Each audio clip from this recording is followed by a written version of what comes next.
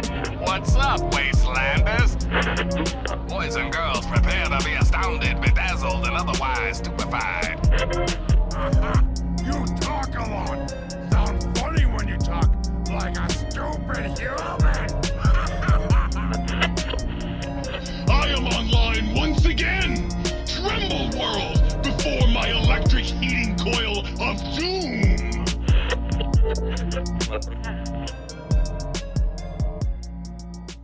What's up, Wastelanders? Hello and welcome to another episode of Tapes from the Wastes, a Fallout fan podcast bringing you gameplay talk, lore, news, and all things Fallout. I'm one of your hosts, KDB, and as always, later you will hear from my co-host Eric, aka Sulior. And this episode, Eric will not be alone. As you will have seen from the episode title, we have a very special guest, as Eric will be speaking with a literal star in the Fallout community. Fallout and Bethesda superfan, content creator, streamer, and fellow Fallout podcast host, Jessica Starr.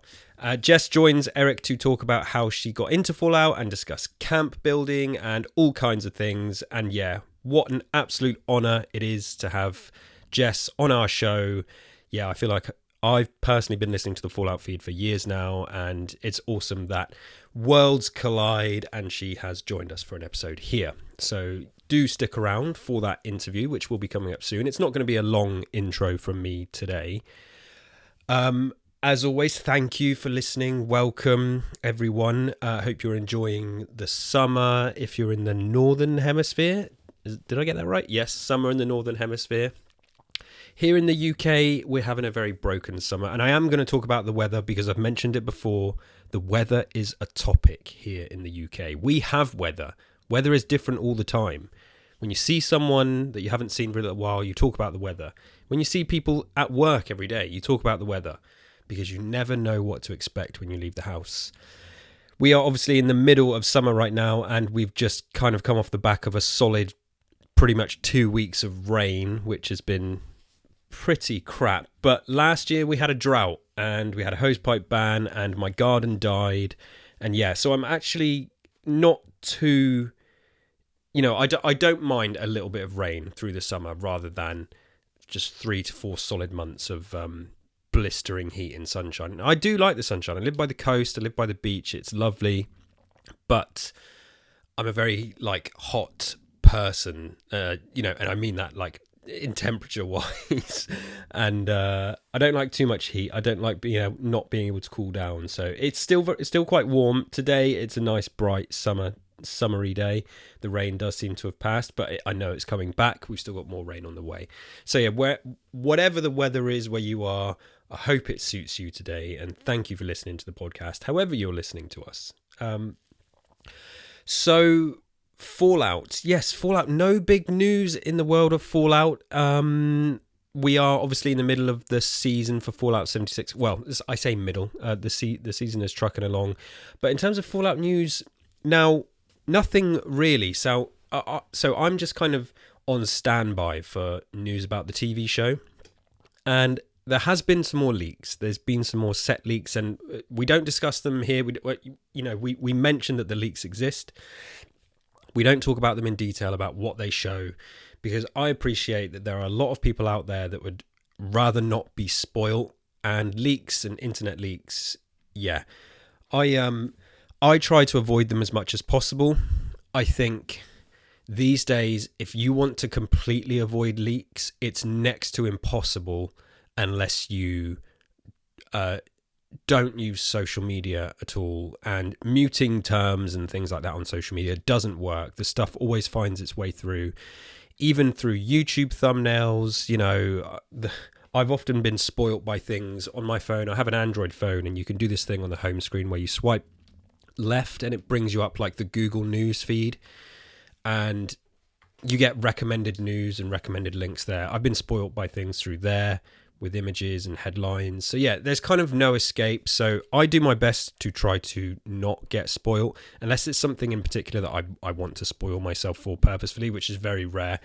With the Fallout TV show, I'm trying to stay as unspoiled as possible. I have kind of glimpsed and glanced at a few of the pictures and stuff that have come out, and I've seen that the past couple of days there's been a bunch more, which is funny because I'm not going to talk about what's in the leaks, but I thought production had wrapped. Maybe I was wrong. Maybe they're doing reshoots, but then again, these can't be recent because at the moment we have the Hollywood strikes going on. The union strikes, and I think that's for actors and that's for writers. So it's for a lot of people involved in production. It doesn't really affect UK people. I think it's a different union. But so what's happening with these strikes, which are, a big deal if you've not been following that news, they're striking for various, various reasons, but primarily, wanting to get paid the things that they should be paid and not be overtaken by AI reproductions of themselves and things like that, which it's all very complex and crazy. And I'm not going to get into the detail of it here. I have loads of opinions on the thing.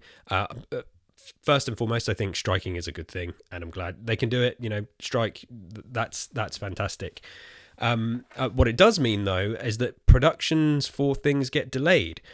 And that's happening now. We're seeing productions for everything get shut down, and for certain movies and TV shows and stuff like that. And so if the Fallout TV show was still in production, there's a pretty good chance that's been halted. And we are now the end of July. We've still seen nothing from this TV show. I said, I've been saying for the last couple of months, last few episodes, I thought we were due a trailer. I thought it was time for a trailer. I think we need to get the hype train rolling. But yeah, I guess we're going to have more delays now. If they're still shooting, I guess that's gone on hold. Post-production, I'm not sure if it would... I'm not sure if it would affect post-production. It depends. It's so weird. It's like, I think it's primarily writers and actors, right? I don't think producers and stuff are striking, but it means that a lot of stuff also isn't getting promoted because, when you promote things, actors and often writers are usually a big part of the promotion. So, and then, other, directors and stuff, and I guess producers and other people are kind of standing in solidarity with the people who are striking. So yeah, it just kind of means everything is on hold at the moment. So it may be a while before we actually get our first official look at the Fallout TV show. Everything's kind of all up in the air with Hollywood right now. And that includes the streaming services. So, and obviously Fallout, the TV show, is being put out by Amazon. So I'm very, very keen to see something. I'm fine with waiting, I can wait as long as I need to wait. But yeah, I'm just really, really keen to see something. There are leaks out there. I don't want to get my news from the leaks. I want to see it presented as the filmmakers, as the production team, production crew want to present it as they intend it. I don't like I love behind the scenes stuff. I generally like to dive into that after I've absorbed the movie or TV show or game or whatever it is. Then I will go and check out all the behind the scenes. I love to see how the sausage is made, as it were, because that's my thing. That's what I'm trained in. That's what I'm experienced in. It's the industry I worked in for a long time. I love that stuff. But yeah, I'd love to see something official. But so no news, nothing on the game really either. So Fallout wise, it's all a bit quiet at the moment. But for me personally, I'm continuing to play the game. I'm continuing to play Fallout 76. The new season, I think I'm just about to hit 50 on the scoreboard. Now, some of you out there have undoubtedly already finished the scoreboard, which is awesome. Good for you. Me getting to level 50 within like a month of the season coming out, I haven't done that for a while, maybe since like the first couple of seasons. So yeah, I'm making good progress and I'm pretty proud of myself. I'm really enjoying it, and I do believe a big part of why I'm getting so much done this season and why I'm continuing to play. So there's two reasons. One is the re-roll ability, where you can re-roll your dailies and re-roll your re-roll the challenges. And also, which we talked about a little bit on the previous episode, is the score boosters. And these are for people like me who, there are no games that I know life, that I never really get into a situation where I'm just playing one single game, as you will all, as regular listeners will know, and I've talked about. Sorry, there's the coffee sip. My coffee has developed a little bit of a film on the top where it's been sat on the side here as I've started recording. So there's a lovely image for you. Yeah, so what was I saying? You will have heard that, I don't necessarily, I rarely, very, very rarely sink my time into just one game. One game will take the bulk of my time for sure, but I like to play lots of different things. I play games with my son as well. And yeah, so things like the score booster, it's just an absolute godsend for me, because I will have, instead of having gameplay sessions of like 45 minutes to an hour where I get maybe 2 or 3 challenges done, and I go possibly 1 level on the scoreboard if I'm lucky. With those score boosters, if you do them at the right time when the weeklies have rolled and new weeklies have arrived, and you combine them with the dailies, I can slam through 4 to 5 levels in an hour. So for me, that's rewarding. That feels like my time spent with the game, that I'm getting something back from it rather than just kind of grinding. It really, really helps the grind. And I've just been having so much more fun this season. So, and that's even through doing the same events and my same routes that I take and the same things that I go to clear out. I have my places that I go. White Springs, one of them. Grafton Dam is another. West Tech, of course. So thank you again, Bethesda and the team at Fallout 76 for implementing these score boosters. I'm very, very happy. You've made me, I'm playing the game more and more. So, and I've been, I don't want to say I've been spending loads of money, but I have been buying some. I've bought sort of maybe like 2 or 3 here and there. So I think, what is it? You can buy like a pack of 3. So I've done that twice. That's with atoms I already had as well. So I haven't purchased any new atoms, but for the first time in like a year, I'm tempted to spend my money on buying atoms so I can get more score boosters. So you've done it, Bethesda. I know there's people out there that are kind of anti-microtransaction. I'm not anti-microtransaction if it's done in the right way. For me, yeah, you're making me want to spend, I could spend, a tenner here and get some more boosters, and I might actually finish this damn board and be happy and feel like I've got something out of my time with the game. So yeah, it's a big win as far as I'm concerned. I'm really enjoying it. I do believe this is a slightly shorter season, if I recollect. Don't have the exact finish date in front of me, but yeah, I'm sure I will finish the scoreboard, no problem. I'm pretty certain Eric already has. The last time we talked about it last week, I think he was like in the 90s, so he must be done by now. So having an absolute blast with Fallout 76. When not playing 76, I've been playing so much more Diablo 4 still. The season, this is the thing, like I'd maybe be further along in 76, but last Friday, a week removed from Friday, the official first season of Diablo 4 dropped. So new seasonal story content, new dungeons, and new sort of gameplay mechanics and stuff like that. And that's got me hooked as well. Ticking off the challenges and objectives in Diablo 4 is so much fun. It's so easy to do in the evenings and chill and just go through and tear through enemies. The game is so atmospheric. Yeah, I love Diablo 4. So I've been playing that. It's mainly those two, Diablo 4, Fallout 76. Been playing a lot of Hot Wheels Unleashed with my kid. What else have I been playing? That's kind of it. A very, very small bit of Tears of the Kingdom, Zelda Tears of the Kingdom, which I still haven't finished. I've done I think I've done 2 of the, then I was going to say Divine Beasts. They're not Divine Beasts in this one, are they? The temples, 2 of the temples. An awesome game. Again, one that it's going to be a long time before I finish, because at this rate, so we're at the end of July now, through August, I need to obviously finish the Fallout 76 board. I'm going to do as much of this Diablo seasonal content as I can. And I need to do a playthrough of Metal Gear Solid 2 Sons of Liberty for First Aid Spray, where we're doing a podcast on that. And what else do I need to do? I mean, yeah, Tears of the Kingdom.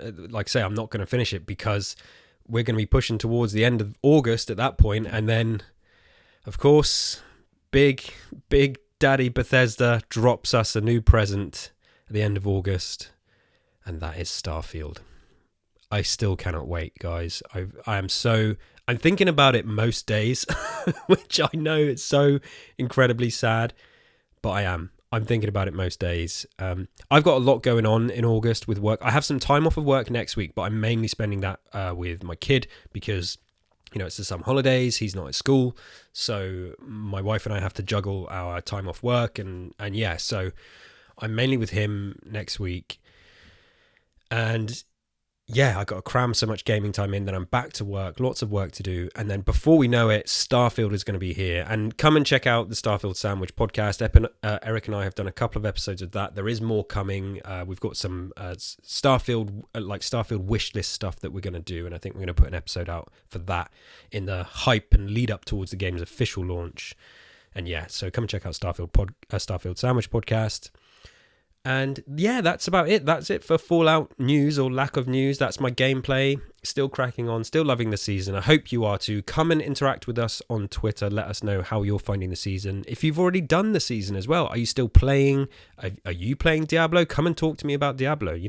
I'll talk to you about any kind of games. And yeah, so it's a good time. There's lots to keep me busy between now and the arrival of Starfield. And poor Fallout 76, I feel, is going to get parked again in the lead up to Christmas. But we will see. Right, that's going to be enough rambling for me. I am going to hand it over now to Eric, who is going to take the lead and take it away with our chat with Jess. Thanks again to Jess for joining us. Hope you all enjoy this interview. Well, I say interview. It's a chat. It's a podcast chat. I don't like calling it interview. It sounds too formal. But yes, hope you all enjoy it as much as I did. Thanks as always for listening. I'll be back at the end with a couple more things. So yeah, take it away, Eric and Jess. Welcome everyone to a very special episode of Tapes from the Waste, a Fallout fan podcast. And my name is Eric, aka Sulior, and I say this is a special episode because we have a very special guest with us today. An absolute pillar of the Fallout community, my good friend, the lovely Jessica Starr. Jess, how you doing today? Hey, Eric. Happy to be here. Excited to record with you during daylight hours. How amazing is this? Wow, yeah, I didn't know you actually existed during daylight hours most of the time. It's great to see you. And I said this when Andrew was on with me. I've been on your show so many times. It's great to have you on mine. And we really appreciate your contributions. It's been awesome hearing about your characters through feedback, joining us to actually talk on the show, getting the perspective podcast exchange where you guest on ours, we guest on yours. It's a great way to kind of get to know each other's audiences and points of view. Absolutely. Yeah. And your podcast is such a great idea because the roundtable, you usually stick to one play style no matter how many times you play a game. That it's great to see that there are other ways to play these games and make it that much more interesting. That's all down to Andrew and Michael, like the original idea. With a Skyrim Addict, when Andrew was participating in that and suggested the roundtable and did all the coordination back then, like in a bunch of spiral-bound notebooks.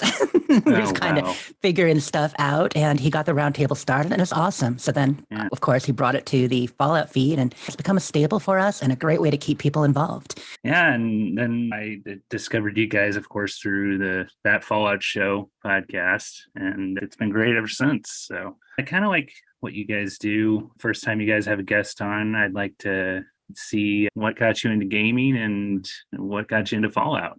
Well, it's a long story, but I'll make it quick. I've been a gamer since childhood. It came by it naturally. My dad was very into computers. I know that can be said for a lot of us at this point, but my dad came home with that first computer hooking up to the TV, and I'm like, oh my goodness, what is this? Yes, hooking it up to the TV, not a monitor. And then he built IBM PC, and I was just watching it and thought it was the coolest. And he started playing some games. Then I got into Ultima, was my first role-playing game. Ultima 3 and 4, for those who might remember, Quest of the Avatar, Yep. Ultima Exodus. I had no idea what I was doing, but like it was cool. The screen was... None of us did then. And it wasn't just green and black. It was with the IVM. It was like black, white, green, and like a pinkish purple. I mean, 4 colors. It was amazing. Wow. But then I got my first system with a Nintendo in like 89 in school. And that's when I just started playing all the classics. Dragon Warrior, Zelda, all that stuff, Final Fantasy. Moved to PlayStation, and like I would do PC gaming off and on in the 90s, 2000s, because that's where you had to play some games, things like Might and Magic. And I loved Civilization. Alpha Centauri is one of my top 20 games of all time. It's a space 4X game. We talked about 4X games the other day in the history of civilization. I love that series. I love the idea of building an empire, exploring, creating, mapping. My favorite things. Yeah, you're the reason why I played Civilization for a little bit. So. Well, and I'm glad you did. And it's going to hook into today's topic when we get there, because it's all about building cities and an empire and stuff. So I was always a gamer. Like it's always been a part of my thing, but I wouldn't say it was my identity. Growing up, I wanted to, my goal, and I don't know if I've actually said this, but I wanted to be a game composer. That was my goal in high school. I actually applied to a couple of music colleges. And music was very much my thing, especially video game music. I thought that would just be the best. And I looked up to people like late 90s, like the Fat Man who did the soundtrack for The Seventh Guest and stuff like that. And I got accepted to Shenandoah, and correctly, I had an interview. But by the time that came around, I got an okay job, and I was in a band. And like many musicians, I cared more about my band than anything else. Yeah. And so didn't end up following that. When I was more concerned with playing music and going out and doing stuff. Well, I got my first Xbox around 2007. I've still been playing. I played Morrowind, Oblivion, all of that, and I love Bethesda games. And so Oblivion was an Xbox exclusive at first. Mm-hmm. And that one, I heard about this Mass Effect game and Fable. So when I got an Xbox in 2007, that's when I went all in and it kind of became more of a hardcore gamer. Like, yeah, I've been gaming all my life, but it wasn't my focus. And that's when it kind of became like, this is the thing I love. This is what I'm going to talk about, listen to podcasts about when those started happening, and eventually participate in. So is that a 360 or an OG Xbox? No, that was a 360. Yeah, because you mentioned Oblivion. Nice. Yeah. Well, cool. So what brought you into Fallout then? Well, it's actually the Bethesda connection. So my favorite game at that point was probably Morrowind, up to the point when Fallout 3 came out. And I loved Morrowind. I loved Oblivion. This is what had gotten me onto Xbox. Well, Fallout by Bethesda Game Studios with Fallout 3. I have to try this. Plus the retro futuristic kind of thing. That was already kind of my shtick. And I love the rockabilly aspect of it. So, you got like the Atom Castle stuff now. Back then, there was just that connection with the music. So I tried it, and my husband, James, tried it as well. He actually took to Fallout more than me. I was more fantasy at first. I enjoyed it. I don't know, for the couples who game together, especially if it's not like an MMO or something online we can play together, a lot of times you just kind of end up watching one of you play. Like one of you will play, the other one will watch and check in and like, hey, are you winning? Good job. You're a hero. And over time, yeah, my husband did that more for me. But with Fallout, he was just all in on it. So I stopped about halfway through. I had met Three Dog. I had bought the Behemoth outside GNR. Spoilers. And a few other really things. Early in the game, but yeah. It is pretty. Although when you play like some of us do, it can be a while. I mean, I didn't go to, I was probably level 12 or 13 by the time I made it to GNR, because I discovered the ants and those, and I did everything around Megaton. And I actually went to Erifu first. That's always that's always been a thing. You meet her there at Moriarty's, and you're like, ooh, that sounds like a cool quest. And next thing you know, you're up in the northwest of the map, and you're meeting rusty tunnels and all that. So I played it, but I mostly watched him play and finish, and I thought it was awesome. Well, then we were packing up to move to Buffalo, because I'm from Maine originally, and we moved to the Buffalo area. And I was on my own a lot. And I'm like, well, what about this game that I started, Fallout? So I went back, I devoured it. And at that point, New Vegas had just come out. So I devoured New Vegas. And I'm like, okay, I love these games. And that's what got me into Fallout. So it sounds like you got into it really around the same time I did, because, I played so much more Elder Scrolls fantasy, kind of like you. And people kept going, have you tried Fallout? Have you tried Fallout? Have you tried Fallout? And I'm like, no. Okay, fine. and then I got completely sucked into it. So Yeah, if it wasn't for Mass Effect and the fact that it was by Bethesda, I might not have, because I played some shooters, of course. I mean, we all did. I love No One Lives Forever as one of my favorite shooter series from the early 2000s. It was funny, but mostly I didn't. You know what I mean? I preferred swords. I preferred fantasy battling and magic and all that. Like, what's a bullet? Yeah, no, that's awesome. So thank you, James, for getting you into Fallout. Seriously. Without his encouragement, it probably would have taken a couple more years. So you would have gotten there eventually. Well, this episode has been in the works for quite a while because I, in one episode, kept on, I'm not a builder. It's like, you know what? I know builders. Why don't I talk to one? So let's do an episode all about the history of building in Fallout. And then that kind of turned into a whole episode about the history of building and player houses. So I'm very glad that we are finally able to get around to doing this. So let's get into how building and player housing became a thing. You said that they've been around since the 90s even. In a way, yeah. I feel like the roots in building, as we know it these days, like there are a couple kinds of building in game. There's base building, settlement building, camp building, like we're talking about in Bethesda games mostly. Before that, there were city builders and construction kits. I feel like the idea of building in games is kind of about fostering people's creativity when they play. That's one of the things that makes BGS games different in general, is when a game is a bit of a sandbox. Obviously, Minecraft has this too. This is a game that is not just something you play, but it's a kind of a construction kit. And there have been games like that forever. You look at like the RPG Maker games, where you not only can you play a game, but you can use it to build a game. Adventure Construction Set back in the 80s was the same kind of deal.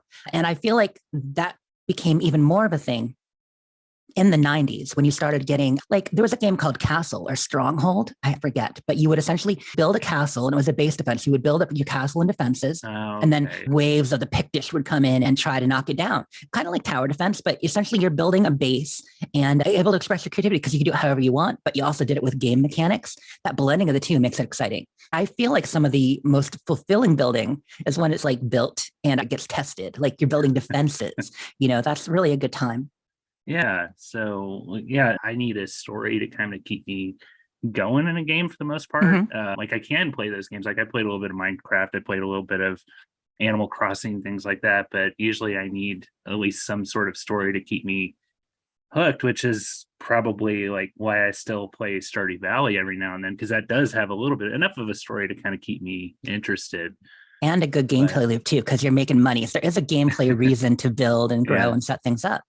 Yeah. But like you said, that's one of the great things about 76 these days is you can show off your creations, and you found a great way to do that. But, player houses have been around in Bethesda games forever. I can't remember. Was there one in Fallout 1?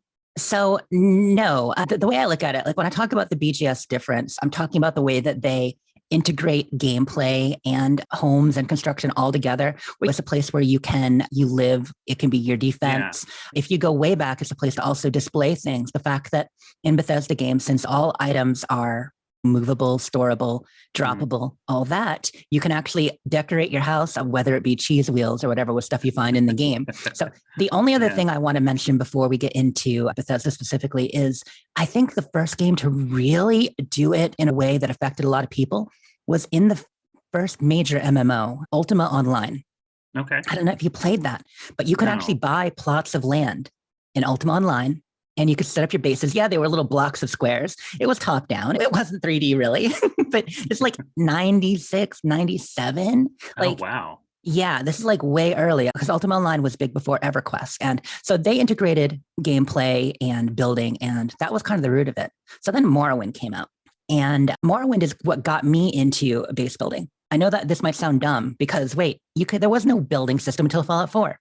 Right. But there was a construction kit. Okay. So it might not have been in the game, but they gave you the tools that if you download the construction kit, you could build. So a lot of us, some of the first mods coming out were My Balmora Home. And I built a house in Balmora, and I was in there, you setting up the urns and stuff like that. And then you get that built, you can load it into the game. It actually existed in the game. And that was so exciting. You would have people, you would get attacked by by cliff racers run to your home for Of defense. course you would. You could get all your ill-gotten gains, or excuse me, completely not stolen goods, and put them on your shelves and tables. So yeah, my Balmora home was my first building in the game.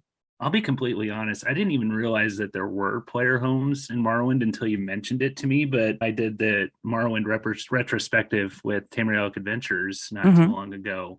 And there are, in fact, 4 player homes in Morrowind that you can get through quests that were kind of tedious. Yeah. Yeah. Oh, they were deep. So a lot of them were connected to the factions, the Tilvani, the Redoran, but the Redorans were always my faction. I like them best. Yeah. And so I would rebuild that. It's a small kind of compound town that you would build way north, right on the edge of like the Ashlands.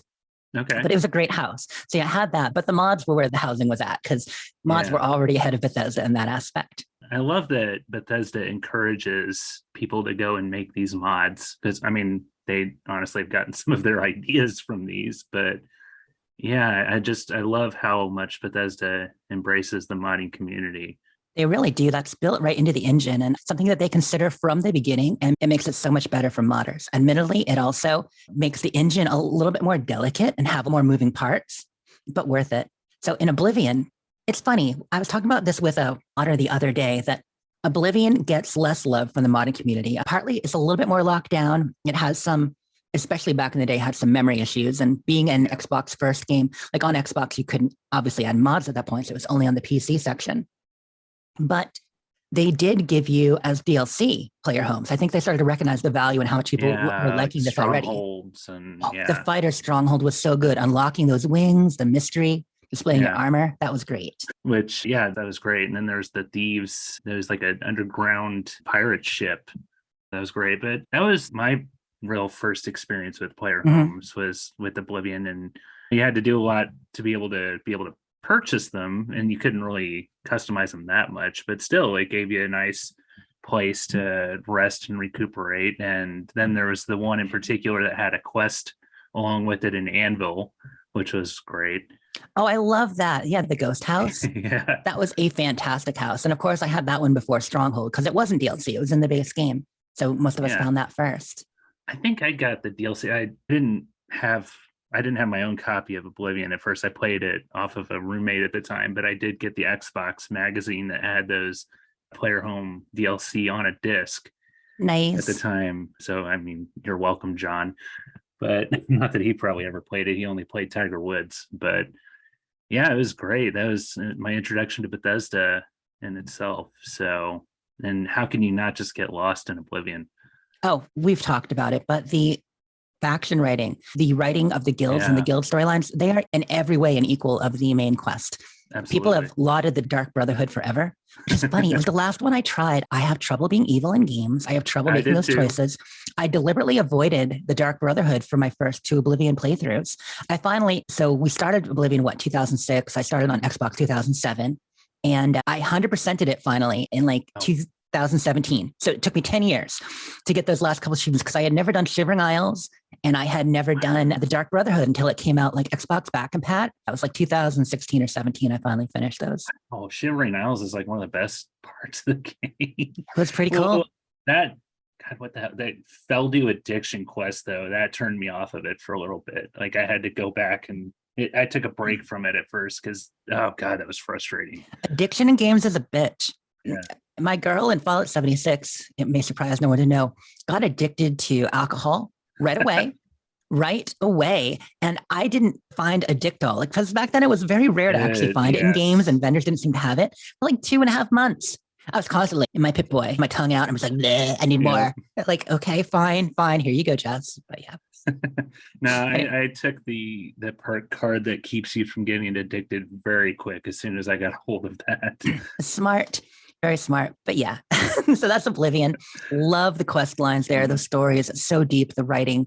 I understand that it is more of a traditional computer RPG than the ones to follow in some ways, and that it is a little bit more structured in the leveling system and the progression. And every town, you're going to have something from the ruler, and you're going to have probably 2 side quests in there, but they're awesome side quests. I love the factions. Fighters Guild was probably my favorite. I realized Thieves is great, Dark Brotherhood is great, but I like the Fighters Guild story. Was a little tricky because you had to actually go out and do thieving on your own before you could progress in the Which story. I actually kind of liked that, but I felt like the goals were too low. I mean, in order to level up to your next level of fence, you needed like 1,000 gold. Like you just get yourself a couple of platters. You break into what's the magic shop in the middle of that quarter where you start. Like you steal the best stuff. It was too easy. Always hit like every goal within the first couple hours of becoming a thief. I've only done the Thieves Guild in Oblivion once because I think I mentioned this on the Fallout feed, but I had a lot of bugs with that when I first played. Like, there was one point where it was a cutscene and it froze on me. I had to use console commands to keep going. But no, that was great though, because it was the first time you actually saw an Elder Scroll in the game. Because that was spoilers for a close to 20-year-old game. That was an epic quest though. The end in the Boots of Spring Hill Jack, like getting those from the caves and the Moth Priest, and then scaling the White Gold Tower. Like, I know we're here to talk about player housing and Fallout, but my goodness, epic quest, making that jump at the end. You just, I mean, I don't know. I basically stood up and cheered. Like, what an awesome quest line. I mean, there's a reason why I still play Oblivion to this day. So, all right. So do we want to go back and talk about Fallout 3 or do we want to? Absolutely. I mean, Fallout 3 player homes, Megaton versus Tenpenny Tower. This was interesting. So obviously modders added things on their own later, but in the base game, you could essentially get a house early. My Megaton home, if you did the series of things in Megaton specifically, and it was fun because it came with a decor, but then you could buy themes. You could purchase themes from Moira and change it up. Yeah, you got to love the Lovers theme. I really like the classic 50s theme too, with like all the nice appliances and cookware. And it goes along with the theme of Fallout, really, the retro futuristic thing. But yeah, that was great. I will admit I did bomb Megaton once just to see what it was like. And somehow Moira survives. The unsinkable Moira Brown. That's what I call her. Yeah. Yeah. I mean, how can you not love Moira though? Well, a lot of people don't, but yeah, I sure do. I sure do. So yeah, everybody has to blow up Megaton once, except I never have. Just point of pride, stick to it. But I have watched others do it, which is obviously plenty. So if I hadn't ever seen anyone else do it, I would have had to too, because you need to know. And it is beautiful. I didn't know until recently, though, there's a hidden stash in this rock right behind Megaton. I help people find that a lot because, getting that sniper rifle early on and some extra stuff there, that's a great location. Do Moira, you grab the Mole Ratties quest, you go out back, you whack them with a stick, you're right there by the rock, you get the stuff from the rock, and you are set. Then you go in, you move the barrel, you jump up into, oh gosh, what's the sheriff's name? Lucas. Yeah, Lucas Sims, exactly. I almost said Hardin Sims, but that's his son. You jump up, you get into the second floor, you get into that window, you grab your strength bobblehead. Like, this is how you start the game. But yeah, Tenpenny Tower, I mean, it's a luxury suite. It's so versus beautiful. This shack in Megaton, but still, that doesn't involve killing a bunch of people. Well, we have regular Fallout feed players who do that because they do want the suite. And it is interesting, the Tenpenny suite, when everyone's still alive, like it is a whole center of commerce. There are vendors there. There are people there. Yeah, they're obnoxious and annoying, but there are people there. And it's pretty cool, but there are more loading screens. So do you want fancy shelves and woodwork, but with more loading screens? Or do you want to be able to just load twice and get into your Megaton home and be happy? And then, of course, you meet Herbert Daring Dashwood in Tenpenny He's pretty cool. Tower. Yep. Which, the fact that he actually exists in the game is wonderful. But I didn't know until I did my research for this episode that there's actually one other house that you can get in Fallout 3 in Little Lamplight. You can actually get Kenny's Cave in Little Lamplight. I didn't know that was a thing. A Little Lamp, isn't that in Point Lookout? Is it at Point Lookout? I think Kenny's Cave is in the Point Lookout DLC. No, you're right. So that is probably why I didn't know, because I haven't actually played at Point Lookout. But it's a time-honored tradition to take over someone else's housing as your own house. Yeah. In Fallout 3, some containers will reload, but some containers are safe. So you figure out what containers are safe, and then you can use them. Sorry, Pippa's just sitting there staring at me. Yeah, she's being adorable. Okay, now we get to Skyrim, and this is when the building starts. Right, because in New Vegas in between, they kind of had player homes. You could rent a room in Novak. You could get something in the Lucky 38, but there wasn't as much you could do with it. And of course, mods filled in the gap. That's why we ended up using things like Victor's house. Yeah. the cowboy would be like, okay, hey, he's not there. Victor's I can works. just use this. Securitrons don't need beds. We're fine. Right. Not to mention cooking. But yeah, with Skyrim, we do get a little bit of building. There's 3 houses that you can build, which you can customize them kind of how you want. Each tower has 2 or 3 different options that you can go with. The one thing that I really wish that you had the ability to do, which came later with other games, is to be able to scrap things for the material. That's one thing that always frustrated me. Like you get a nice set of glass armor that you don't really have a use for.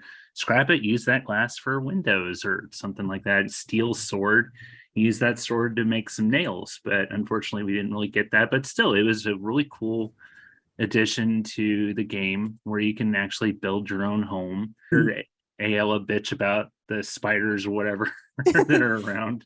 Which is really funny coming from Ayla. But yeah, it's neat how they did that as like 2 layers. In the base game, they said, okay, people are really liking homes in these other games. So you had a home in each of the holds or cities that you could get if you became a Thane. Yeah, and that's how you get that first one in Whiterun, is you have to kill the dragon and become Thane of Whiterun. Yeah, so and my favorite is actually Honeyside and Riften. Everyone has their favorites. A lot of people like what's one of the Ordis, the Sword Maiden out in Solitude? Proudspire Manor? Proudspire, thank you. So that's a great one too, but it's so big. I like Honeyside. You got a nice dock out back to the water. You got the inside section. You got a couple of mannequins who hopefully won't move on you. That creeped the hell out of me the first couple of times I saw that. You enter a room and just see them all slowly creeping. It was like, is this something from Doctor Who? So you could decorate those, which is great. But then the Hearthfire DLC came out and you could build in 3 locations once you got the property there. And that was a cool system. You would choose your add-ons. You would choose what was there, kind of like Stronghold had done, but in a more complex fashion. And it was the first time that really the things you did mattered on that, getting the components and stuff. And yeah, there wasn't scrap, which obviously didn't come until Fallout 4, the way that they actually used the junk scrap. Right. Fallout 4 and how that introduced the scrapping. And they took it a step further with Fallout 76, obviously. But yeah, you used all that scrap to build your settlements in Fallout 4. Which I gotta be honest, I didn't really get into that until recently. I never really did anything with Sanctuary. A lot of people didn't. It's funny because the settlement section is both one of the biggest boons and innovations in Fallout 4, and one of the things that some traditional players felt were the least important because it didn't dovetail into what they played, how they played, why they played. And I get that. They did force you to use it a little bit in Fallout 4. If you went through the actual Minutemen storyline, you would be forced to at least do some improvements there to make Preston and everyone happy. And of course, then in order to get into the Institute and a few defense missions specifically. But for the most part, you didn't have to engage with it that much. But in my mind, it was kind of the realization of the creative sandbox of what the game could be and what we had with the creation kit in the game for the first time. They said, okay, people seem to really enjoy the CK. They seem to enjoy building stuff for the games. And what if we made that part of the game?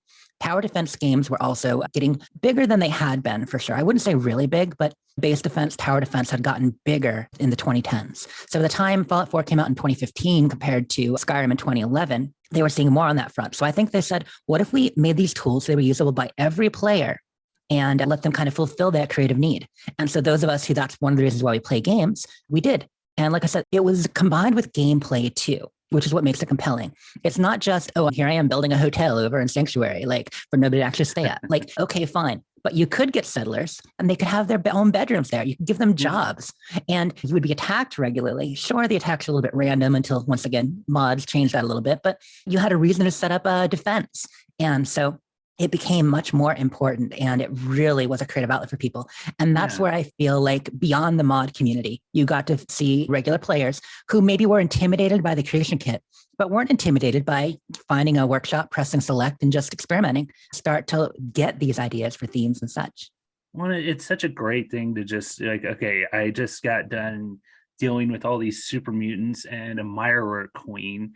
Now let's just take some time, chill, and like you said, let the creative juices flow and see what happens, And not only that, but you can also build things that will also benefit your stats, and you can build a rat arch so where you don't have to take rat away all the time. And, practical uses, plus a use for junk in the wasteland in the crafting and building system, which we'd always gotten all this junk. Fallout fans are hoarders from the word go, like most RPG players are, whether it's healing potions or whatever. You're always keeping too much of whatever loot you find.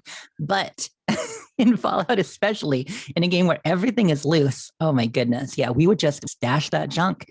Well, it's like with Oblivion, there's the gold nuggets and calipers and tongs. Like, okay, what the hell do I do with this? Like, do I just go sell it for maybe one gold piece? But now, yeah, it's like you can actually find a use for it, whether it's for the material itself or who knows, just decor all around for your place. So, oh, I forgot to mention one other thing about Skyrim, just really quick going back. Okay.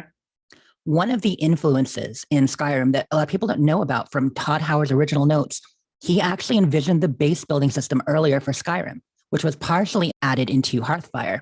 But originally, with the Skyhaven Temple, is that the one? Cloud Ruler is Oblivion, Skyhaven is Skyrim. So yeah, Skyhaven Temple was supposed to be, not only could you recruit people to fight with you like you can, to fight against dragons, but it was going to be an area you could build in, and you could add section by section and slowly build up this fortress as your primary home and the place you operated out of as you finished the Skyrim main quest. That was in the original notes. That's with the blades, right? Where you start recruiting the blades and they want you to go kill Parthenax, which I never do. Yeah, don't kill Party Snacks. It's that some people, I get that he is a war criminal. I get that just because it was 1,000 years ago doesn't forgive it.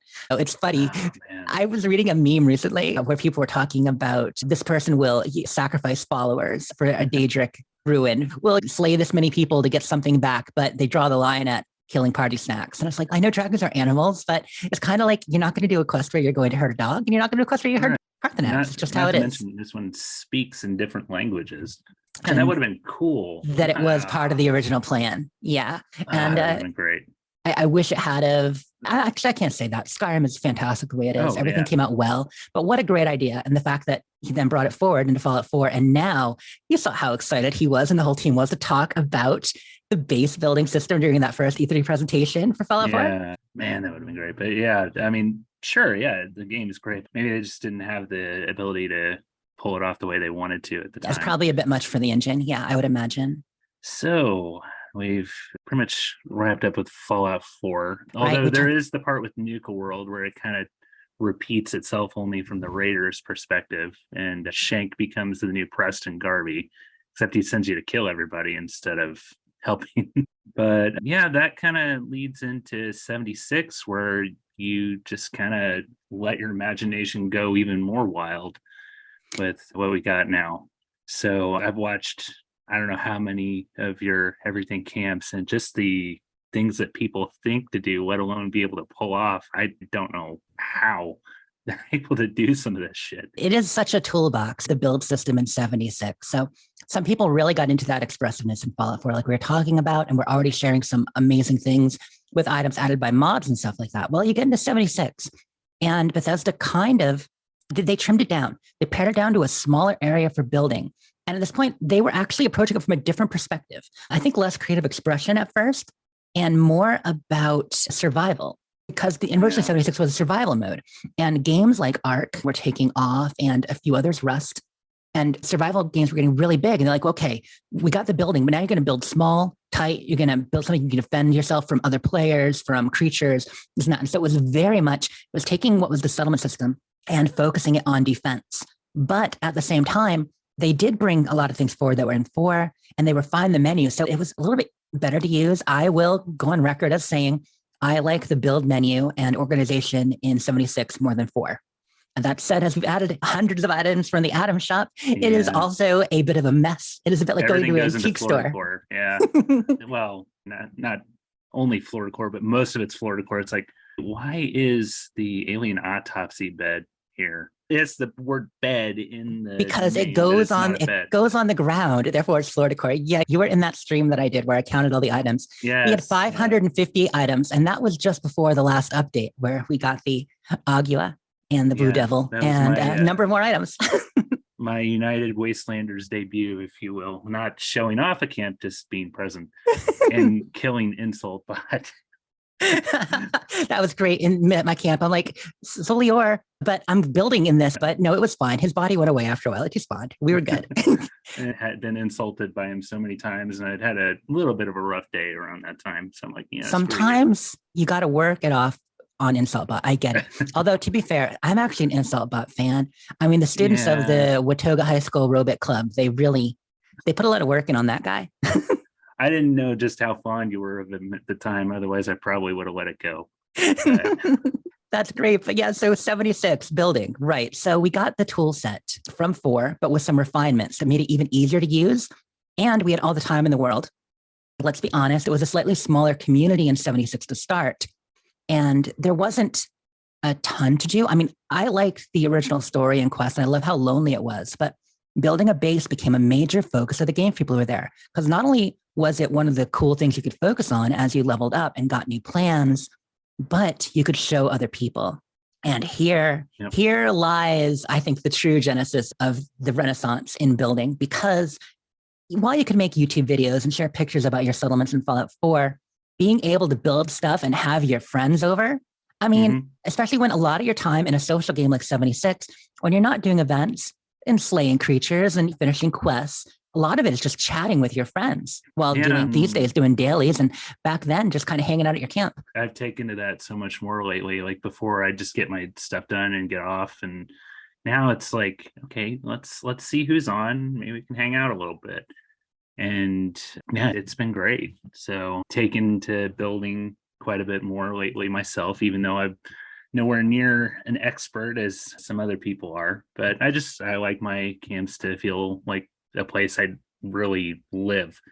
Build for yourself. It's a point of pride, kind of like home ownership in real life. You know, I know it's just a dream for many of us, but you get a room to yourself, you decorate it. You're like, yeah, this is my room. You know, you show off your trophies like we could in the previous games, but you show off your trophies for your friends now. You decorate. It's good to have home. It's funny. A lot of people call them bases still because base building is a thing in other games. And so people are like, yeah, this is my base. But really, it was camp now. It was settlement before. But it's home base for people. And I think that's why they use that word. I actually gave my most recent one a bathroom, which I need to find where the shower is. I don't think maybe I don't have the plans for a shower, but I did give it a tub.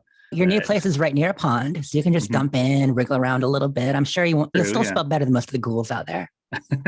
Well, I mean, I always make sure I have a body of water there. So yeah, maybe that's why I didn't ever give myself a bathroom before. Just let it loose in the pond or whatever. And I know we mentioned on stream, but you remember the Pete Hines theory of bathrooms and camps. Yeah. It's like, well, you don't need to go. Why would you need that? Exactly. It's completely pointless. You do not need to put a bathroom in your camp, said Pete Hines. He's like, but if you do build a camp bathroom in your camp, make sure you give it a window. Okay. Air that stuff out. Like, if you need to put a window in that bathroom. And can you actually sit on the toilets? I know Charo, I saw her sit on the outhouse stall once. But... So we do it with merges. That is a case where we're using creative merging, where you're dropping an item down into it, or back in the day before we were doing that much, you were burning them with a flamethrower. You get a chair or a stool merged into a toilet or an outhouse, and then you can sit on it. The green ones, though, currently you can sit on. Okay. It's like, yeah, that's something you really want to show off. But hey, it's reality, really. It's also hilarious when someone walks in on you. Biggest reason to do it, just surprise your friends. What you doing in there? It's like, what the hell does it look like? But the other aspect that, there's so much to camps these days. Like you can actually sell things and make a little bit of money with them, with vendors. There's shelters now, which gives you even more space to build and do whatever you want with. Which something else I've done lately is I actually built a little game room out of my shelter, or at least one of the rooms in it. That's fun. Awesome. Shelters were a neat expansion by Bethesda. That was one of their first answers to people wanting to do more with their camps. So the thing about 76 compared to 4 is that while there's adding more items and it's easier to express yourself in a small area, build it tight and elaborate, there's also more rules about how items work and snap together. And the build system can be a little frustrating. Yeah. And they said, well, what if, so we can't give you that much more budget, although they have managed to eke out little bits of budget over time. But we can't have that many camps loaded. We can't give you more budget and allow free placement because It's immersion breaking, having things floating. Not that we haven't been floating since the beginning, but but most people don't. And it makes sense. The people who actually take the time to figure out how to float and do all these things properly are the people who probably won't abuse it in a way that looks really gaudy and you got a bunch of floating crap in the middle of nowhere. But they gave us shelters, and shelters are able to relax the building rules a bit. And so that was really fun when they first came out. But I do find people don't use shelters as much. Shelter building is kind of enjoyable and they add more. But a lot of times people will build a theme or two in a shelter and then leave it. And then when they get a new shelter, maybe build something in there and then leave it. It's not really the same kind of palette that camp building is. Mostly because people don't go in. Yeah, people don't go in them as much. So that's part of it. And they seem just kind of purpose built. Although that new Wasteland shelter, the outdoor one, I love that so much. That, at some point I'll need to pick that up whenever. I mean, there's a reason why it's expensive, but But I don't want to jump ahead of your notes too much, but you have plans, junk, and scrap boxes. So I think plans were important because they also added, once again, connecting it to gameplay. You have to earn new plans. You get something to use your caps on. You're out there, you're grinding, you're getting plans as rewards. You're saving up your caps to buy the fancier plans from the White Spring. And so that's a part of the game plan. That makes it more exciting. And then you get one of those, you're like, oh, I'm going to build this in my camp. And you do. Junk, just like in Fallout 4, but even more so, junk is infinitely useful. And when you got an online game, you're just going to keep grinding and playing and grinding and playing, and the game's never done. I mean, until you make a new character, you need something to put all that junk. And so, once again, camps and crafting, all that, very important. Stash and scrap boxes. I think that's kind of connected to the junk. Yeah, and the scrap box that you get with first, that in my mind, in itself is worth the price of Fallout First, is having that infinite scrap box. Not to mention everything else they've added to it these days, but that scrap box is so crucial. I feel bad pushing it in a way because do you need Fallout First to play? No, of course not.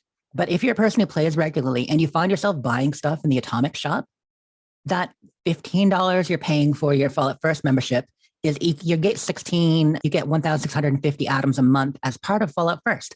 They're getting the value in atoms right there if you're going to spend them anyway, plus the scrap box and the private worlds, custom worlds now too, and the survival tent, all awesome things. Now, from the very beginning, I said scrap box should be for everyone because this is essential. Yeah. Unlimited junk storage, at least component junk storage, essential. I was hashtag scrap box for all on a lot of posts the first 2 years. I've kind of slowed down because it's probably not happening, but I would drop one every couple months and just remind people like, hey, we should all have a scrap box. Don't lock this behind a paywall. Everybody should have it. It will encourage more building. It will encourage more playing. Yeah, it's worth it. It will encourage people to not be over cucumbered. Sometimes things that make the game easier, while companies can think of them as things people want to pay for, and they are, might also be things that get people to play your game more. Yeah. If you make a game convenient, it's kind of like dragging out levels in Diablo 4 or many other games. You're like, oh, if we increase the grind longer, people will play more. Yeah, you know what? Some will. Others will say, screw this and stop playing. So it's nice to kind of make it easier to keep playing, make it so they can log in and have fun. Fun is the goal.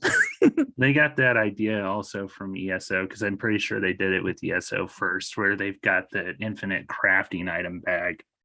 But yeah, it is useful. And don't get me wrong, extra inventory storage is a time-honored thing you can sell. Like buy another bag or a backpack. I mean, we had that in every MMO I've played. You buy inventory space in ESO. Like you start out with 20 item slots, and then you just keep buying more and more. And it's same in Warcraft or Lord of the Rings Online or Guild Wars. Yeah, most every game I've played that's an MMO. It's the thing they do. I get it, but I still think people should have scrap boxes. So yeah, Fallout First, completely worth it if you play regularly, in my opinion. But I do think certain parts of it would be nice to give to the entire player base, especially scrap boxes. Yeah. So we can briefly speculate on what we think they're going to do in Starfield, like what improvements we think they can make to the system, and just some other predictions and things based on what we do know before we talk about their channel. Yeah, I am super excited and curious about what they're going to do in Starfield. We've seen so many great builders, like we touched on it, but in 76, there's been a proliferation of builders, not just making stuff, but sharing it with the world in-game, on YouTube, on streams for some people. And it's been amazing to see. And so most of these people are excited for Starfield. The one thing that's a step backwards for them in Starfield is that, well, now I can't have my friends over. This is not a multiplayer game. Anything I build or create, I'll have to just share once again through pics and videos like we used to. But if they learn a lot from the tools and they're wonderful, and God, who isn't excited about shipbuilding and base building, especially shipbuilding? I feel like shipbuilding is more universal for people than building outposts and bases. Yeah, because I kind of thought maybe that would be kind of like what they did with Automatron, like because they said it's going to be more late game. So maybe it's something along the lines of where you go through and you play, and maybe you take part in some of these space battles to where you can loot the ship for different parts and you can incorporate them into your That makes own sense. personal ships. Yeah, learning parts and plans to build on your own ship from others, looting others like you do with Automatron. That makes good sense. I also think it's endgame in the same way that it is a little bit for 76, in that you build up more resources and money in order to actually be able to do it. So you can do shipbuilding beating. Probably you can build your ship or bring your ship into your yard and work on it pretty early on. But you only have, like you're saying, so many plans or so many caps to put into things. As the game goes on, you get higher level and you get richer and richer, as hopefully we do, fingers crossed. You can start building a fleet. You can start doing bigger upgrades and fancier stuff on your ships. So, yeah, I mean, speaking of what, how many ships do you plan on having, though? I think maybe I'll have just a handful myself, like maybe my fighter ship, my transporting ship. I don't know. How many do you think you'll end up taking on? Welcome to JStar's Used Ship Emporium. Our fleet is full, everything from the lowly freighter to the best fighter you can imagine you can find here at JStar Ship Emporium. Come into my massive, I'll probably have at least 3 or 4, but I don't know that I'll have that many. But it's tempting. Once we see how many different kinds of ships there are, then I'll know. Initially, though, I am very much going to focus on my primary ship. Whatever our first ship is that we get with Constellation, I'll focus on that, customizing it. Hijack another ship maybe and try different variants. But until we know how many variants of styles there are, like if they're all essentially the same core ship can just be built out a couple different ways, then I might not have that many. But if there are like different base models to start from and you build on that, then I'll probably have more. So let's just making me wonder if you can actually flip ships for money. Yeah, I'm sure that you'll be able to resell. And well, I mean, I assume you can sell things back, but I'm not sure you would make a profit given the usual vendor buying and selling paradigm until you're super high charisma. Put on your best charisma glasses, hat, and get drunk. Maybe you'll make a little more money. But yeah, you're right. You can probably sell them back, but it might not be for profit. That would be cool. But it'll be fun. On how much you put into it. Yeah. But if you just end up taking over a raider ship or something like that and just do a quick sell for it, who knows? So my real answer to how many ships is one of each. Okay. Yeah, if there are multiple types of ships, it'll be one of each. If there's only one type of ship, then just a couple. Cool. So we briefly touched on outposts. What all do you think that they could do to improve on settlements that they could do with outposts? So what we've seen of outposts and a little bit ships too, because there seem to be some similarity, is that there is a modular aspect. And I'm not sure if that's going to limit our building or not. The idea of modules being, here is your atrium module, here is your greenhouse module, and you're hooking modules together to build things instead of each individual wall and item and piece. And so that will make them a little bit more, I don't want to say generic, but uniform possibly.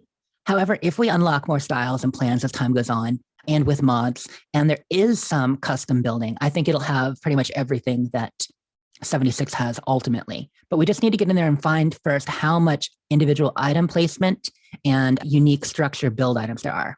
Because if I can only place a module as opposed to every individual door, window, floor, then people are going to do less with it until mods come in. Yeah. So I don't really know what they could do to improve the build menu, because I think 76 is pretty good. I mean, aside from what I said earlier about how everything seems to be dumped into floor decor. Yeah, make it searchable. Give it some favorites. Take the 76 Searching menu. would be amazing, because like I said, I was trying to see where the showers were in the build menu, and I remember just recently I was like, okay, are they appliances? I don't know. I could never end up finding I'm pretty sure they're appliances, but that's funny because there's some stuff stuck in miss at the very end. You get miscellaneous. Then a lot of things are appliances. And then some things, I mean, say you've got a bidet in there, that'll be under a power electric items probably. The build menu is a bit messy. So searchable and let us favorite things. Okay. Searching. Yeah, that would definitely be great. Cause I mean, recently I was building my shelter up and I was like, Jess, where the hell are the bar counters? They're not under tables. They're not under certain. They're not under this. Like, where are? Oh, wait, they're in Yep. Florida Core. Floor items, 70% of the way down, and you look for the one that you have. So it starts with the fancy brown, but then you've got the Slocum's Joe, you've got the Red Rocket, you've got the Western, and that's the thing that I do like the fact that they're both rows and columns.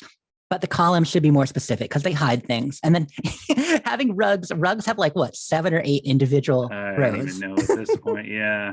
And it's all based on what does it look like a normal rug? Does it look like the sloth rugs? You know, each one has their own slot. So, well, cool. I don't think we really need to talk about Fallout 5 because that kind of way off. Yeah. Who knows? After Starfield and Elder Scrolls 6, but we don't know if it's immediately after, long after. If you get another Fallout in between, oh my God, please have someone build some kind of Fallout in between. Thank you. We'll revisit this once we deal with Starfield a little bit in a couple of years down the line. And okay, this is what they did in Starfield. Now where could they go with Fallout 5? So, but the other reason, well, I mean, this episode was originally supposed to also highlight your streaming channel. So yeah, it's kind of to put a spotlight on you and your community. So yeah, we could talk about that. I know you're on hiatus now, but we can kind of talk about what it was, how it got started, and just some of the amazing things you've seen through that. Sure. Well, my network for Twitch, at least, is United Wastelanders Network, also known as U Wastelanders or UWN, because United Wastelanders Network is a mouthful, and you don't want to have to say that name every time. But we are a group of camp builders. Originally, we started as a group of friends who wanted to do sketches and skits and things around the wasteland, various events and camp building. And of course, camp building was one of my major focuses, but there was more to it. Now, how it got started, okay, this is a bit of a story. Now, some people might be aware, but initially in the early days of the game, there was a group called Wasteland Estates HOA. Yeah, that was the full name, Wasteland Estates HOA. And a couple people, basically like 2 or 3 months into the game, said, okay, we've done most everything available now. Let's go around and start raiding people's camps. And they did it as kind of a comedy thing, first on Reddit, and basically saying, yeah, this is approved. Yeah, this is HOA violation. And it became a thing. And then people joined. Over time, they started streaming on Twitch, and people joined. This was all the first year of the game. Well, I started watching that channel summer of 2019, and it just cracked me up because some of the people there, I knew them. And they were pretty funny. And so I showed a camp with them and got a little bit involved. Well, after my husband passed away, that was about a year into the game. This is fall of 2019. I was, of course, doing a lot of Fallout content with the Fallout feed, because I'd already been podcasting and I had done a few videos on YouTube. I was planning on moving into not just virtual photography, but doing YouTube videos. Like I was really enjoying that with my camp building, something to do. And so when my husband died, I said, well, what do I love? What do I focus on? And I was already playing games. Like that's what I did. And so I kind of channeled that need to do something, anything, as a bit of an escape, but also a place to connect with people into Fallout a little bit deeper. And one of the first things I did was with the Wasteland Estates HOA group was showing off my husband's camp that we had built together. Of course, I mean, I had built it much more than him, but he directed me. He helped. So I got to tell his story, talk about him in a way that gosh, kind of sharing his life and his love of Fallout and gaming and me with the community. And that was my second time doing stuff with them. And then I did stuff a third time. And then I officially joined the channel over that winter so that I was part of the Wasteland Estates HOA in January of 2020. Well, that went well. And I enjoyed doing stuff with them. And while they had started just doing camps and doing camp showcases, that spring, the guy running it wanted to try other things. So we started doing a talk show that I was running called Appalachia Tonight, that's where Appalachia Tonight started. It actually started over there, not on UWN, on my first couple episodes. And we did a number of just different kinds of streams. Like what else can we do to broaden it? You know, he envisioned an empire. Well, let's just say that the empire didn't last. Sometimes you try to do too much and he meant well. I will go on record right now saying he meant well, but overpromised on some things to some people and decided to back out. So those of us who are on the channel thought about continuing under the HOA name because it was a noble brand. There have been articles, there were fun things. We had a nice community watching, but it was also defined as a specific thing. And I wanted it to be a little bit more egalitarian. Everyone contribute, maybe do their own shows, continue the idea of trying to be a TV network on Twitch, but with everybody able to contribute what they wanted. And let's talk through what that would be. And so we were discussing for a month. And we said, okay, we're going to launch United Wastelanders Network. And so on July 7th of 2020, we did.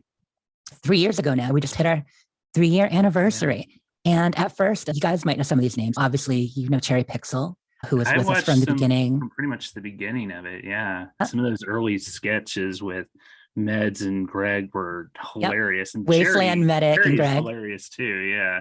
Exactly. And we have Cherry and Twiggy and Darth Hat Daddy and all the OG people. Davy Jones, who was famous for building his lighthouse 5 times. The guy built one thing, but he built it well. And so he did a show with us about building. And so that's how we started. And for the first 6 months, that was working. But the reality, some people stuck around, some didn't. And so I recruited my friend Rad Rux and Charo Miami and Osiris the Virus to join us in like February 2021. And that's kind of where we solidified the crew.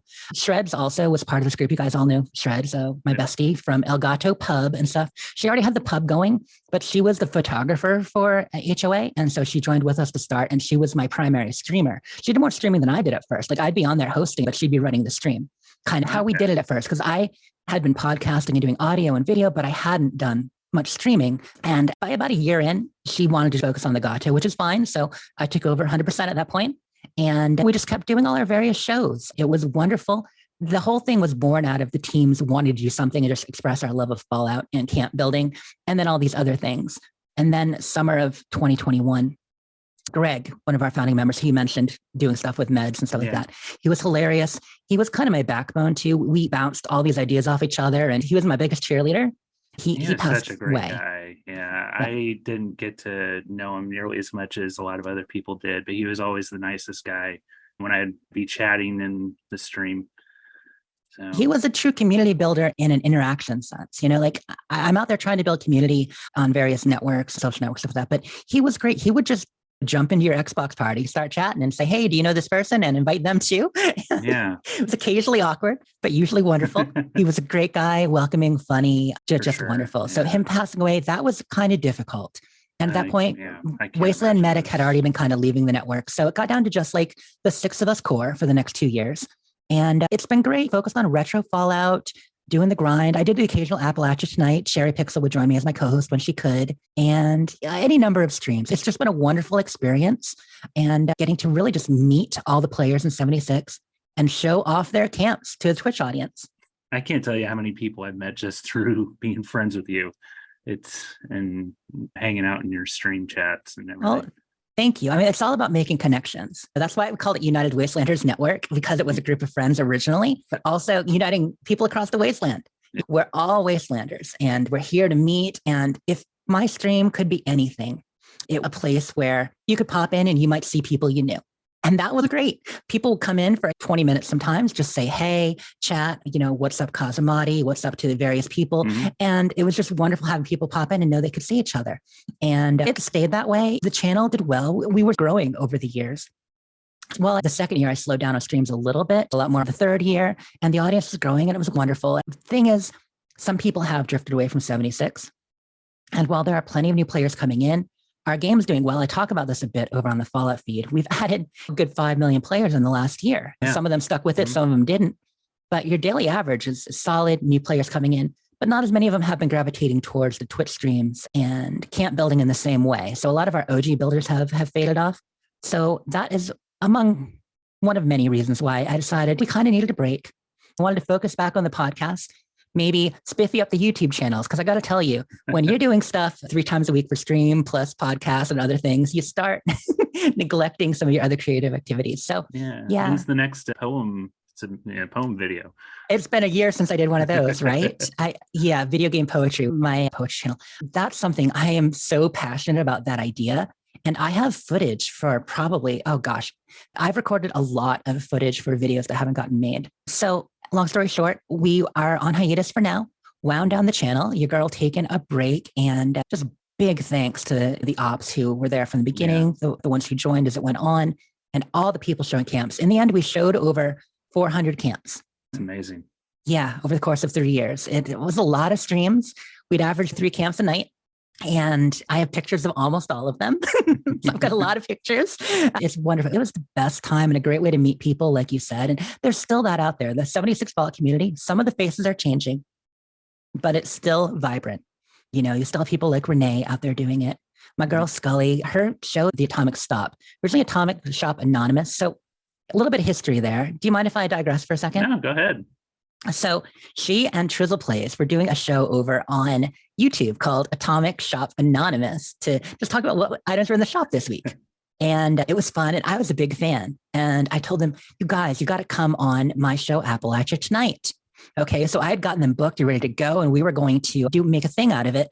And that was kind of right when the HOA imploded and the old channel went away. And I'd only done a couple APAs over there at that point. So that kind of fell through. And they were talking like, well, when we come back, we think we want to do Twitch more too, not just YouTube. So they decided to start doing Twitch. And I wanted to be there with them and support them from the beginning. So I jumped over and I joined their second show on Twitch. And it was wonderful, great time. And that's when Rux, who later became part of the EWN, had joined them for season 2. And of course, Benoit Terrien, the musician, and at that time known more as a cosplayer of the Silver Shroud. Silver Shroud, yes. Yeah, so it was awesome. So joining them and seeing them take off was a kind of big thing. So really our network started together and they ended a year earlier. They went for a solid 2 years, but real life stuff with Benoit doing gigs and stuff like that, that got in the way of continuing. But shout out to Benoit. Shout out to Benoit. He's doing awesome. Yeah. Shout out to Scully and Trizzle. And of course, my boy Ruck still out there doing stuff. Yep. And Renee, the stream community is vital. And if you want to find people out there killing queens too, like we focus on camps and building and stuff like that, but there are some great people out there. Lil Nance is an up and coming streamer. I love her stuff. Of course, some stalwarts like Scoruffy23, just so many. We're taking a break, but there's plenty of Fallout out there to watch. Yeah. So I loved just hanging out and checking out your streams whenever I was able to. And we'll see what happens down the road. I mean, God forbid you take a break because you're involved in so many different things, which is why I'm so grateful that you were able to take the time to sit down with me today. But what else do you have going on aside from the Twitch streams? Sure. Well, for podcasts, I've obviously got the weekly Fallout feed. We talked about a bit. Dames to Game, and put out an episode every once in a while. Besides that, I join with a lot of streaming friends. I mod a number of Twitch channels at this point, so that takes some time. I join with my friend Shreds on El Gato Pub every Saturday. Saturday is usually our Fallout focus day. She moved to Sea of Thieves for a lot of her content during the week. I do stuff with my friend Char Miami and my operatives who were on UWN. We still collaborate, and if projects come up, we'll work on them together. And besides that, I've got the YouTube, and I hope to start doing videos there again more because I only did like 5 last year. I'm putting up some of the old Dames podcasts on there now too. I have a whole lot of footage for YouTube videos. We'll see if I get there. But meanwhile, I'm just ramping up for Starfield. Yes, as we all are. But yeah, definitely check out all those. You don't have to be a Dame yourself to enjoy Dames Who Game. And then, of course, pretty much do virtual photography full time, and I'd be happy because I love taking photos in games and trying to frame things and find things. That's another thing that I've gotten into quite a bit recently. You've probably seen several of the pictures that I've been posting lately, the Blue Devil and the Ugwa, and those were definitely not easy to get, but they were great. Yeah. Yeah, it's something you work on. It can become an art form. You know what I mean? Like we've had screenshots forever, but as we get more tools and you treat it like an art, you can get really into it. I can't wait to see what the photo mode's like in Starfield, speaking of. Only other thing I'd mention is in the future, I know you have started a Starfield podcast, I believe, called Starfield Sandwich. Yes, thank you for that. That is awesome. And we will, of course, at ASA Podcasting be doing something Starfield related. We are calling it a Starfield Addict internally. One assumes that we're going to stick with that name. And while it's slow getting started, I have a feeling the excitement once the game comes out, you'll see some of that soon. So Ray's going to have a 4th podcast that he's going to be involved in. But yeah, fantastic. So again, thank you so much for taking the time out of your busy schedule to join me, and definitely plug your socials also while we're thinking of it. Well, the best place to find me right now is still on Twitter, possibly x.com in the future. Oh my goodness. At Sleep is for Tea. Also at Sleep is for Tea on Blue Sky. And if you search the word Jessica Star and Fallout anywhere in the Webiverse, I'll usually come up because there aren't that many J stars doing Fallout content. I got to say, I love what you and KDB are doing over here on Tapes from the Waste. been a fan from the beginning. It's great hearing your different perspectives. Just wonderful. You two, when you banter back and forth as co-hosts, but also delving in on the lore like you did even more at first. Yeah. Always good to hear you guys. So thank you so much for having me on. Yeah, thank you so much. And of course, you can find me personally at IanGold08 and the show at TFTW Pod on Twitter and Tapes from the Wastes on Instagram. So I'm sure KDB is going to be doing some wrap up here after we hop off here. But yeah, again, thanks for joining me. And we'll see you all in the wasteland. Thanks again to Eric, and thank you to Jess for her time for the episode today. I've never had the pleasure myself of speaking with Jess personally, but it's one of those weird situations where, you know, I don't want to say like I feel like I know her, but just with people like Jess and Andrew and Ray from the Fallout feed and tons of other podcasts I listen to, and, you know, you interact with on social media as well, you do kind of build up a relationship. And it's weird that I've never kind of spoken in person with these people. I do hope I get to one day. You know, syncing up schedules is always difficult when I'm across the water.